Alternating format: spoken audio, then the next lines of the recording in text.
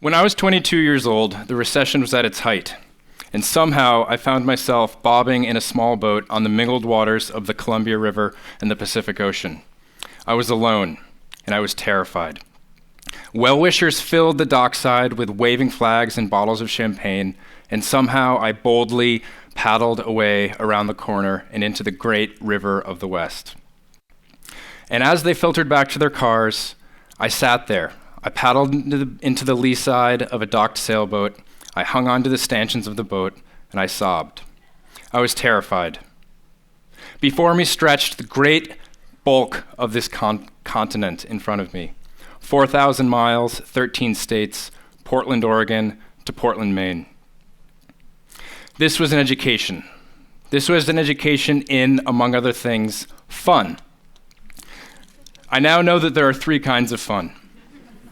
Type 1 fun. This is birthday party fun. We are having fun right now. Oddly enough, this is the kind of fun that tends to fade over time. Then there's type 2 fun. This is sitting in a storm-bound tent. This is raising a toddler fun. It's likely to be miserable. It's probably horrible. But even in the moment, you can tell that weeks or months later, you'll look back and you'll see it for the fun that it was. And then there's type 3 fun. This is clinging to a sailboat, sobbing fun. In the moment, there is no way that you could ever conceptualize this will ever be fun.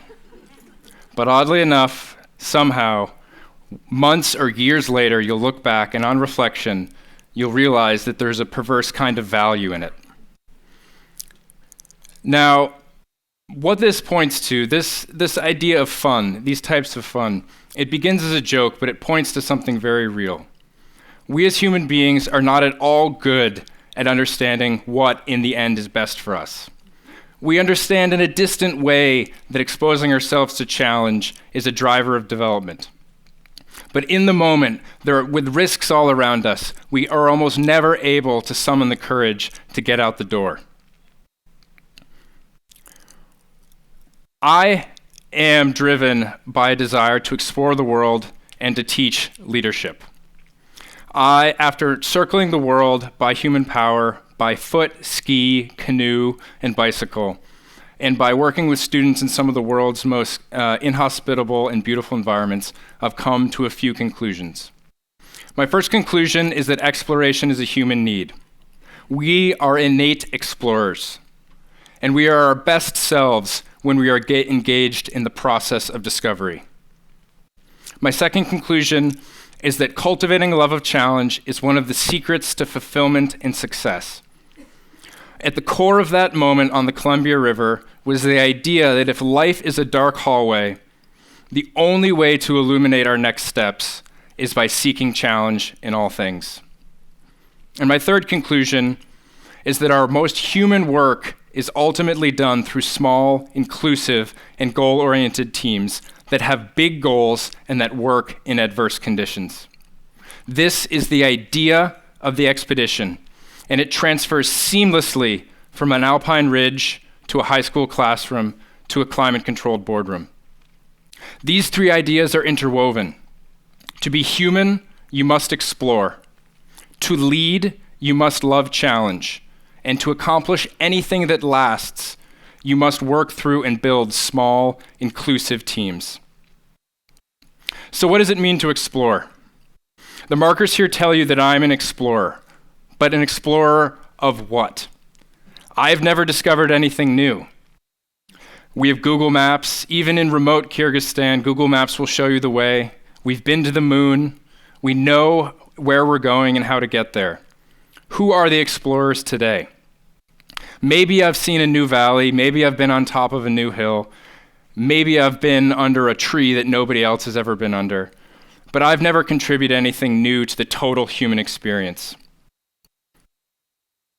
We know this as children, that our mission in life is to see, taste, and explore everything that we can.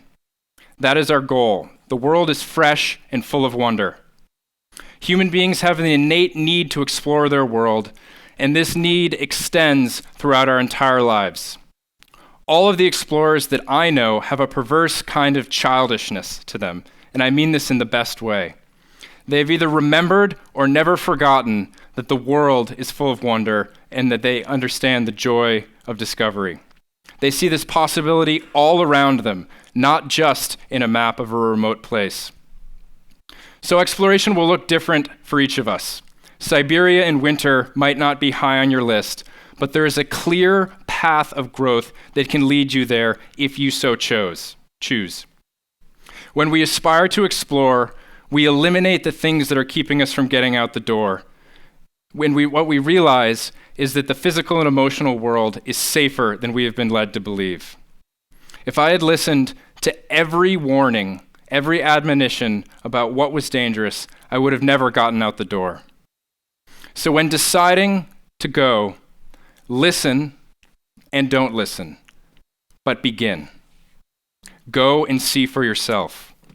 Our aunties in the news media collude to build a picture of fear around the world.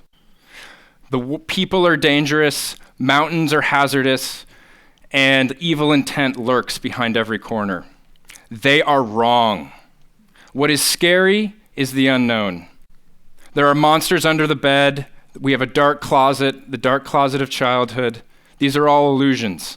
We know this as adults, but it still drives our actions. The most dangerous part of climbing a mountain is driving to the trailhead. You all exposed yourselves to more actual risk getting here today than you ever would rambling among the higher summits of this state.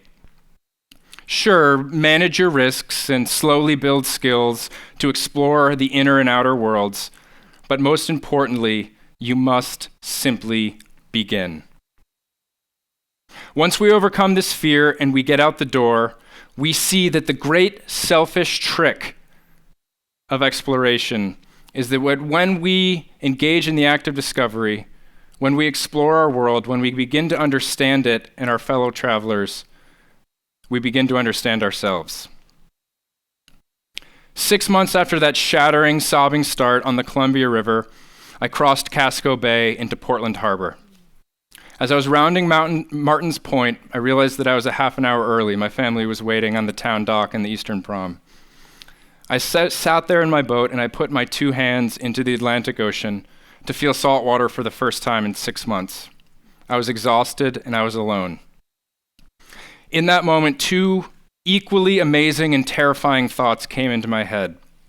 That I was done and that the next piece of land to the east, the next major piece of land to the east, was Europe.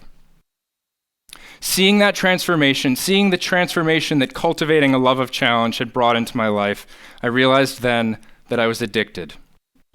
And before the gear was even dry, there was a map of France tacked to the wall. Now 4 years and 16,000 miles later, I repeated that same scene, but this time it was in the mingled waters of the Amur River and the Pacific Ocean in the Russian Far East. 4 years and 16,000 miles. Now, I was a lazy child. I hated work because I did not understand the why of it. My first adventures at summer camp with my family, they forced me into the work. They committed me to it, and they trapped me in it. And eventually, and for the parents of teenagers, it taught me the joy of it. When we get out the door, we see that the world may be full of wonder, but it is also adverse, and it is uncertain. I now know that each challenge, if I accept it, if I reflect on it, it builds capacity, and it allows me to see just a little bit farther down that dark hallway of life. What cultivating a love of challenge does is provide you a flashlight for that hallway. It gives you the courage to get out into the darkness and dance with ambiguity. And this world is nothing if not ambiguous. The challenge on that first journey was the next bend in the river, the next watershed, the next place where I was going to be able to get food.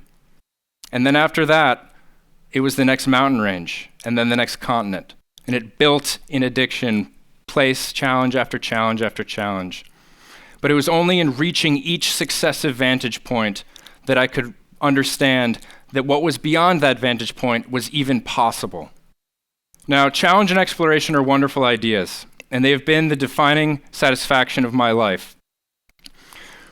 But in circling the world, in working with students in these harsh and inhospitable places, what I've realized is that the real thing that keeps me coming back, the ultimate passion, is in exploring challenge and exploration as part of a team. This is the idea of the expedition, that an inclusive small team that has big goals and that works in adverse conditions is how our most human work is ultimately accomplished.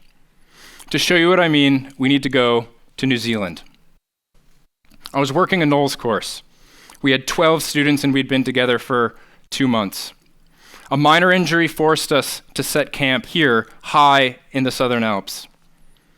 As we set up our tents, as we hunkered down, the wind began to blow. And by midnight, it had reached hurricane force. We had to crawl on hands and knees to accomplish anything. As I moved from rock to rock, I saw a gust of wind come down the mountain behind us and flatten the tent and rip it into 2 pieces, sending them flying. I crab walked over, I tackled them, and I rolled over and held them. And at that moment, I looked straight up into space and felt as though I was actually in space. A pure white noise, no sound, nothing but stars and the sound of the wind.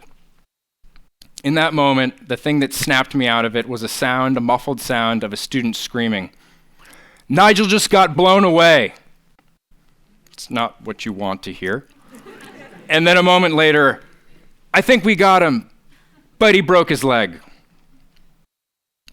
We had spent 2 months together, engaging with challenge and the act of exploring our world and ourselves. We had built an utterly reliant expedition machine. We had tangible superordinate goals. We cared for one another. And we could not understand what we were doing without the idea of the team. We could not succeed without one another. By the time I reached Nigel, his peers had bundled him into a mountaineering tent and were sitting shoulder to shoulder with their arms interlocked, bracing the walls of the tent to keep it from getting blown away. He was shaken, but he was fine. Around 3 a.m., the switch on the weather machine was flipped, and the wind went from a hurricane force to a whisper.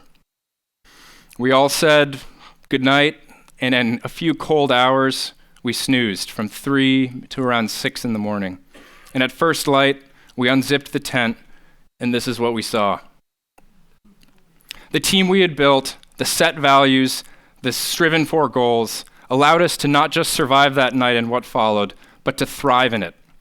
No amount of cavalry commander from the front leadership would have sufficed, would have allowed us to do those things. It was only through this idea of the team, of the expedition. The expedition is a universal idea, and it transfers to any place where human beings engage with challenge, where small groups work and dance with adversity. Wherever there's success, there are teams engaging with this. They are built through care in the setting of goals and are forged in adversity and uncertainty. They can see farther down that dark hallway together than they could through their own individual competence. They can accomplish anything. This is the expedition. You have a purpose, you have an inclusive team to keep you on your track, but the special thing about the expedition, the special thing about exploration, is that you have no escape. You are trapped in the progress. I often tell my students that they may have come there for adventure, but what we are really doing in the mountains is packing a backpack for the act of living. We add tools and mindsets, ideas and memories, new ways of understanding the world, ourselves, and our peers. I believe in our individual and collective ability to grow. I believe in continuous, lifelong human development. I believe that when we learn to love challenge and remember how to explore, we move closer to actualizing ourselves.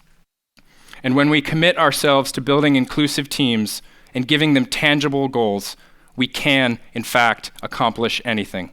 Thank you.